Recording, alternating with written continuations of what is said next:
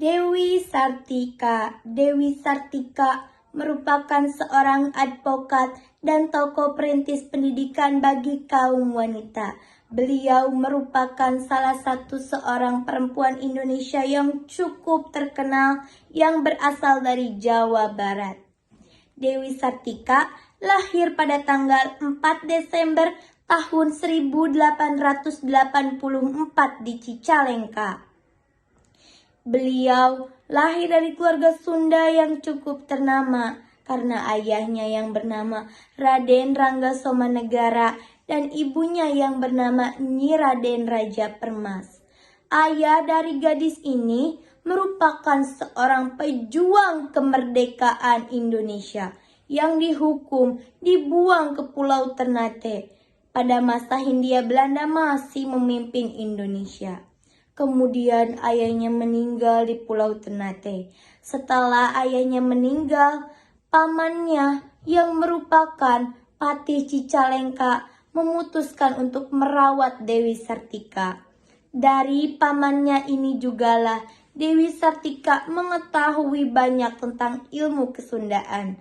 Akan tetapi bukan hanya tentang ilmu kesundaan, Dewi Sartika mengetahui banyak kebudayaan barat dari seorang asisten residen Belanda pada saat itu. Pada masa Dewi Sartika kecil, sudah terlihat dalam kegigihannya oleh hal ajar mengajar, dia sangat suka. Dapat dicontohkan ketika ia bermain, dia sering melakukan hal membaca, menulis, dan mengajarkan anak-anak asisten kepatihan berbahasa Belanda. Bukti lainnya pada umur 10 tahun, Dewi Sartika telah lancar membaca dan memahami kalimat beberapa bahasa Belanda. Menginjak remaja, Dewi Sartika pulang ke pangkuan ibunya di Bandung. Akan tetapi jiwa dewasa yang ada di dalam dirinya semakin mendorong Dewi Sartika untuk merealisasikan mimpi-mimpinya yang didukung penuh juga oleh pamannya.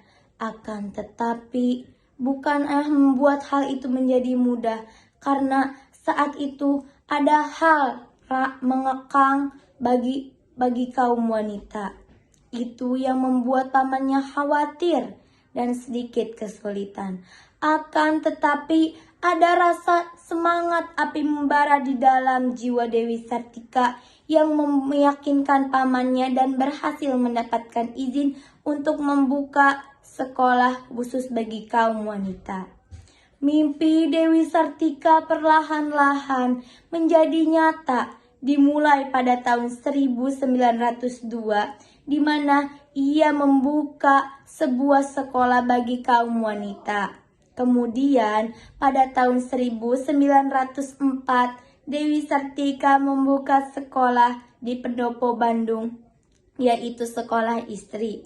Pada sekolah itu di tahun 1910 dipindahkan ke Jalan Ciguriang di Pendopo Bandung dan diganti namanya menjadi Sekolah Keutamaan Istri pada tahun 1910.